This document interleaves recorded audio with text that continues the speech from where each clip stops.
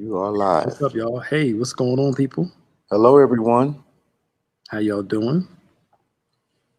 Hope you all get on quickly today. Yeah. I couldn't believe that, man. They beating up a guy in a wheelchair. But they took the chair and he's laying on the ground. He can't get up. Mm. He's trying to grab one of them to get off the ground. They throwing him back down on the ground. Jeez. A bystander tried to get the wheelchair and the policeman threatened him. Don't help him. Leave him alone. That's crazy. You said it was on BBC?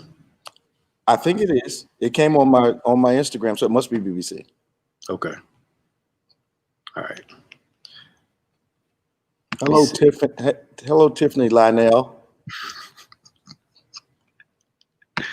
I know she probably hates that ethnic pronunciation. Yeah. She like it's Linnell, and I think it's still funny. Just hello, Linnell. I think it's hilarious. I'll be around the house. Hey, Lionel. She like. I keep like, you are what we call you. That's right. Be what I call you now. Right. If I tell you I got something for you, you do. That's right. Shoot. You'll answer Lionel. Mm-hmm. Lionel, I got 100,000 for you. Oh yeah. Right. Yeah, it's my name. I love that name. Right. Yeah, y'all please share. Please share. That's right. Uh-oh. Lionel said it's not funny. I think it's funny. I think it's hilarious. Me too. Mm-hmm. Holy Hands. How you doing, Holy Hands? My leader? Getting ready for 10 times better. Y'all come on. Come on, let's talk about it. This is part 3, right? I think so. Yeah, I think it is. Hello, Dr. Niles. Lois Albright. Jesus must be coming. I know. She tuned into church. She tuned in church? I know, ain't that so? I don't think she tunes into the worship services. Oh, okay. Yeah, I think just the discussion. When the teaching starts, she'll get off. Yeah. Hey, brother Robert, how you doing? Oh, it's part 4. Okay. Dang, it's 4 weeks already. Has it been 4 weeks? Yeah, this is the 4th week right now. Yeah. Wow. Jeez. I wasn't sure it was going to last 4 weeks, and I didn't finish it yet. Yeah, I know you probably got with 3 or 4 more. I got 3 or 4 more in there, man. Yeah. In the can, waiting. Yeah. Well, you got a couple weeks, a week, extra week because we got communion this coming Sunday. So. Okay. So we won't need it next Sunday. Yeah, you got 2 more weeks, some more lab time to go in. Hey, Sonia. Hi, Sonia. Hey, Sandra. I wonder what would happen if we put it on Sunday. What? 10 times better. You mean Sunday morning? Like in place of one of the services. Like we should have thought of that. You know, we could have done that instead of the drive-in service today. You know what? You're right. Yeah, man. That is true. We didn't think of that. But we need to. We would have played at nighttime though. We'd have figured something out. Yeah, it was something. Maybe we'd have run it again. Yeah. I don't know. Well, if we don't do driving next week, we'll know that for sure for now though. Yeah. 12 noon. Yeah. Might be able to do that. And then 6 o'clock we air it again. That'd be cool. Hello. In the morning time we wouldn't have the discussion, but in the evening we would. Okay. Ava, how you doing? Hi. Oops. Donna McPherson. Hey, Sister Bridget. Bridget, how y'all doing? Man, how cool is it to have members here for so long? I mean, I think it's amazing. Yeah, it's so. It speaks to their stability. Yeah. Following visionaries is not always easy. Right. Because, we're always listening for God, and he's always saying, okay, go left. And people have to have confidence and faith in your relationship with God to follow you. Yeah. Yeah, that's true. Frisco. Dexter Jones. Where's Frisco, Texas? That's right outside of Dallas, I believe. Yeah. Is it? Yep. I never heard of Frisco, Texas. Yeah. I think What's up, bro, Dexter? Yeah. Y'all throw your questions in for the Z Bishop. Hope you guys enjoyed service this morning. Talked a lot about grace and favor. And oh, man. That turned out a lot better than I thought it was, Pastor Nick. Yeah. It's crazy. You know, Sunday after Sunday. Surprised. Yeah, grace is one of those. I haven't heard a whole lot of sermons on teaching on grace. Not in depth. It's usually you got favor. Come on, y'all. Yeah, come on. Come on, let's praise him. Yeah. I was going to throw this in there too. When you talk about the stability of the people. Yeah. Yeah, that's right. Speaks to your good teaching too. Thank you, Barbara. Yeah. And Barbara been with us for a long time. Long time. Yeah. She was a newlywed when I first met her. Wow. Yeah, man. Keith said 8 o'clock was so good. He must not have watched the 9. Yeah. They were the same. I know, right? It sounded like 8 o'clock was better than the other one. Right, yeah. It hit different. What's up, Sister Patterson? Yeah. Yeah, so we're on week 4 of 10 Times Better. Yeah. Talked a lot about wisdom. Something really needed all the time. Absolutely. But especially today, what's going on. Yeah. The wisdom to navigate life and demystifying being led by the Spirit rather than emotion, making it easy through the Word. That's right. Yeah. And I think maybe a lot of mistakes that we make as people are because we are being led by the wisdom of our experiences rather than the wisdom of God. Yes. And we wonder why the harvest of our decisions is a lot of times not to our liking. Yep. You know, because we're leaning on our own understanding. Absolutely. Absolutely. It was something when I finally learned really, I can't trust everything I think. That's right. Man, it's a place of growth. Like amazing revelation. Yeah, can't trust myself that much anymore. Especially since our present thoughts are usually rebirths of past thoughts. You know, we reshape them for the situation, but we're people of patterns, really. Absolutely. Yeah. Absolutely. And then we get saved and feel like something's God when it's actually us. Yeah. And, oh yeah. You know, could you share on that a little bit? Because I think sometimes because the thought is there and we feel strong about it, it's got to be God. Yeah, that's we've talked about this a bunch of times, man. Yeah. I can't remember a major mistake I made where I didn't feel strongly about it. Yep. Because there's sometimes in our life we validate a decision by the strength of the emotion we feel. Mm-hmm. And people are quick to believe you're right if you're emotional enough about it. Yeah.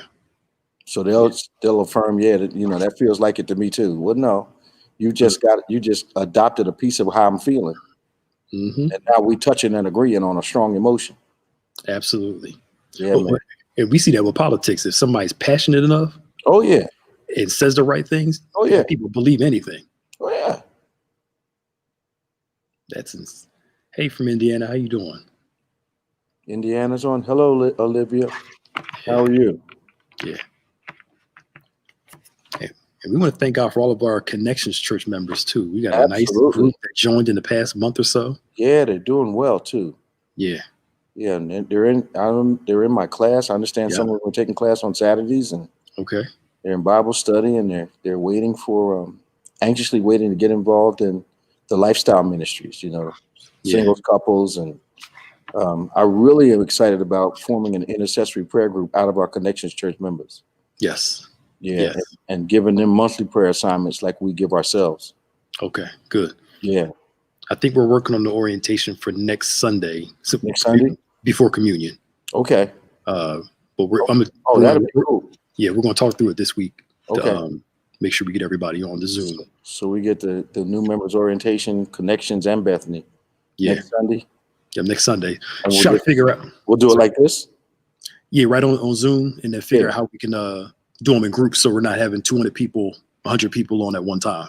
Okay, that's bad. I want to see if we can do it with a personal touch, so we can get like 20 minutes in for one group or a half hour, next group in, to kind of give them that more of a feel. I mean, we could do a big whole. What about this format? Well, this one, they can see us, but we can't see them. Okay. So that's why I did the Zoom piece to get the yeah. We can talk to them, and I'm not sure if we can do this in the it'd be really cool. But if we could do it on this big TV out here. What do you mean? Just air it out. We could get the people. Okay. We do let this be the screen for the Zoom. Mm-hmm. And then we could really have a bunch of folk on there at the same time, and it would feel like it would be the closest thing to standing in front of a group of people that we've done in a long time. Yeah. Okay, we'll talk through the tech of it. Mona Harris has a good comment there. I truly need assistance with unforgiveness. Seems like no matter how I try to move forward in wisdom, I still allow the enemy to remind me of the hurt I keep trying to move past. Okay. Well, I did a pretty extensive teaching called Forgive Again, Live Again. So after maybe sometime today after we finish with 10 Times Better, you might want to get a hold of that, Mona. But at the same time, we've discovered that forgiveness is a gift you give someone they don't deserve. That forgiveness is a gift you give someone that they don't deserve. And that forgiveness is not necessarily, forgiveness has two dimensions. One, to put distance between you and the individual, or two, to bring you back into some form of fellowship and relationship. So when you forgive a person, it does not necessarily mean you're going to be having sleepovers and inviting them to dinner and going to lunch. So what we have to do is understand forgiveness is a gift we were given that we didn't deserve, and forgiveness is a gift we give to people that they don't deserve. One of the main reasons you want to forgive a person, and I think this is going to deliver you right here, is that I forgive you to get you out of my head.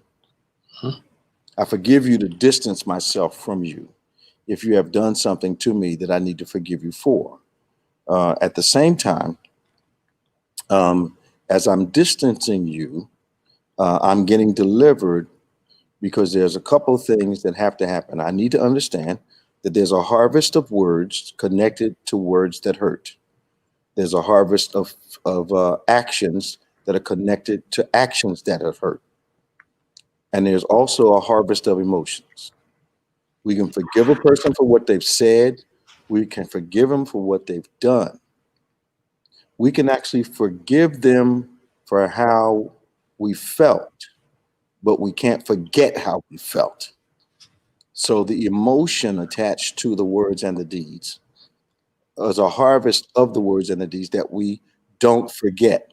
We just choose not to bring it up again. When the Lord said he forgives and forgets, it means he does not bring it up again. It's not that it's wiped out of his memory. He's God. So for us, things are not completely wiped out of our memories, but we can get delivered from the impact and get delivered from the influence. And as I'm talking, that forgive again, live again thing will really work for you, Mona. I mean, really work. It was a major deliverance for our church, a major deliverance for our church. But sometimes we wait for someone who's offended us to gain our forgiveness. What was that I said? Unforgiveness is waiting for a person to die after you've drank the poison.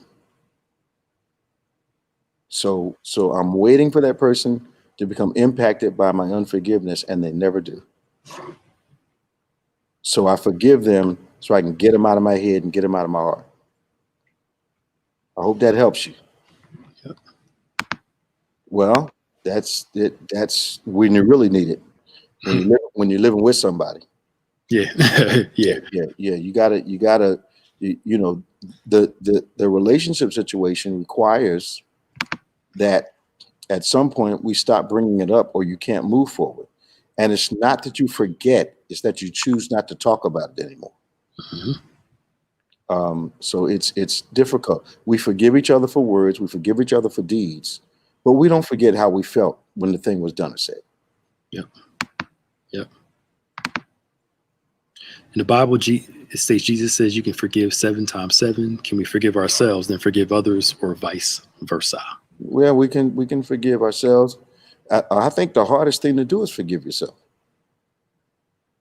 Because a lot of times when we make a mistake, we know better. So it's a self-inflicted wound. Yep. Yep. Self-inflicted. Absolutely. But I find that I've gotten so good at forgiveness, Pastor Nick, that I start forgetting people's names. Yeah. And there's a scriptural tie in. Love and forgiveness go together. The more loving of a person you are, the more forgiving you can be. The less loving, the less forgiving. And a lot of people, we struggle with, love, hate, unforgiveness and hate are tied together. So it makes sense love and forgiveness tied together. And I think sometimes we want to hate the person. Yeah. I want to be healed at the same time. That's not possible. And the other thing is that understanding is not agreeing. And a lot of times when you tell a person who's offended you, you understand, they tend to process that as you agree with them. Yep. And if you think about it, if I shoot you and you forgive me, my forgiving you, my saying I'm sorry does not remove the bullet. Yeah, still shot. So there is pain attached to it. And I think it takes time and purposely not talking about a thing that you have thoroughly discussed already. So I'm not a proponent of someone not discussing an issue until everybody is satisfied. But if you're still talking about the same thing, 5 or 6 years later, then there may be some uncertainty. And in relationships, there are a few things in the Bible that if they occur, God understands you can't take it. Some people can handle some things and others they can't. And the Lord understands that. Relationships are supposed to be mutually nourishing, it's supposed to be encouraging, it's supposed to be safe. They're not supposed to be drama every day. It's just there's a lot. A relationship is not supposed to be absolute suffering every day of your life.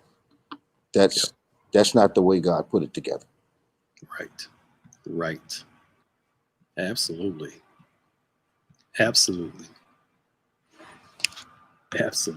Some people, it's crazy how some people believe that mess too. Well, we gotta be fighting all the time, suffering all the time. No, that's not God. Lord to be happy. Yeah. That's not the Lord. How can that be an Ephesians type of relationship if you're fighting all the time? Right. Yeah. It's supposed to be nourishing and cherishing, as far as last time I read it. So it's supposed to be it's supposed to stimulate growth in each other. Yes. Yep. Yeah. I think John 15 talks about fruit and more fruit. Go ahead, put it up. Yeah. Mia Stewart, a good thought. I've been thinking of I forgave someone, but was still waiting on them to understand the depth of the hurt. I realized today that they may never realize that. So I have to forgive and let them go and move on. Yes. I remember you said something years ago. You forgive before the apology ever even comes. That's right. Yeah. If not, you'll find yourself in bondage to the incident and also to the person. Yes.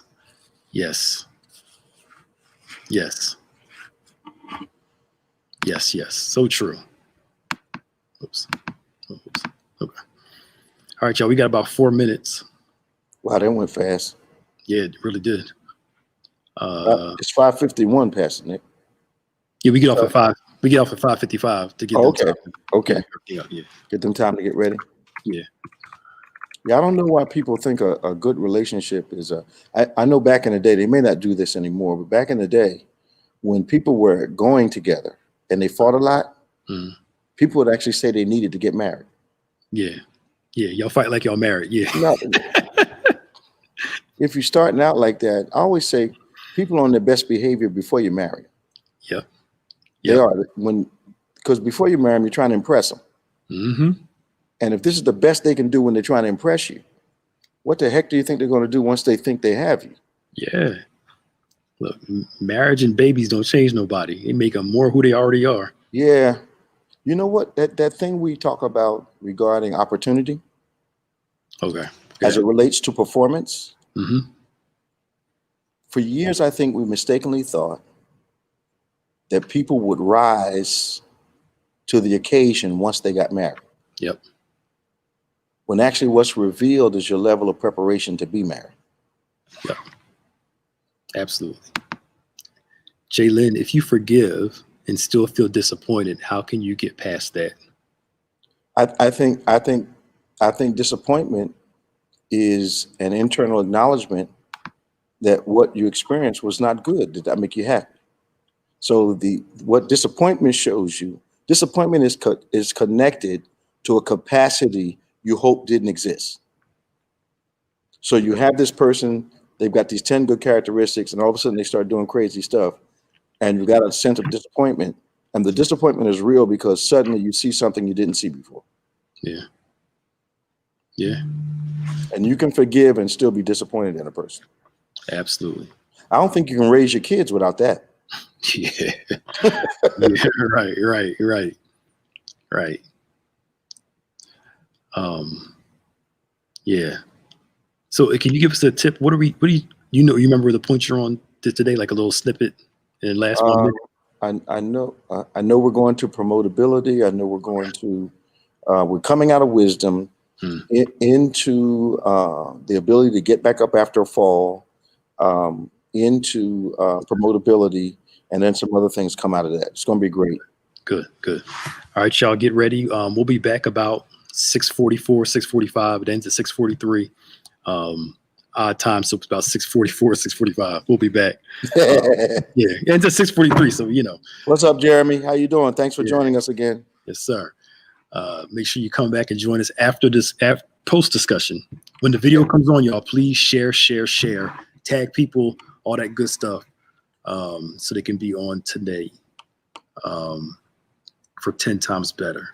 If you got a question, ask it when we come back because we have time to answer it. Okay. Just come on back when we're done. All right, y'all. See y'all after it's over. Later. Bye-bye.